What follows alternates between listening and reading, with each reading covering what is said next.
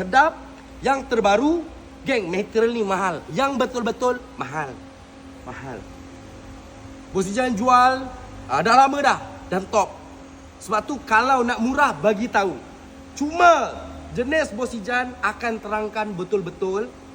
Kalau nak yang murah, Bos Ijan pakai materialnya tu apa. Bos Ijan tak akan kata acik yang murah. Orang akan tanya, bos contoh saya nak yang murah ni, tukar color ni boleh tak?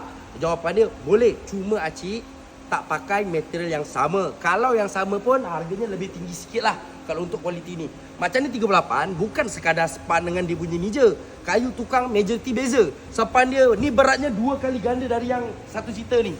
Berat dia. So gang, okay, contoh macam Bojan cakap.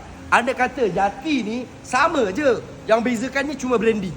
Mana ada orang nak beli sebab Bojan branding kan ada. Orang kan beli datang duduk rasa. So beza tak? Kalau tak beza dengan sebelah sana. Sana 28. Kalau tak beza dengan sebelah sana, okay, tengok design sama, beza 10,000. Majoriti tahulah benda ni dekat gudang Bos Ijan, beza 10,000. Kenapa 10,000? Sekarang tak macam dulu, boleh diceritakan A to Z. Just datang, duduk, cuba rasa. Jom tengok apa beza dia. So kalau tak ada beza, contohlah 28, 38. Ni kan dah sold. Sama je tu. Tukar color kan dah betul.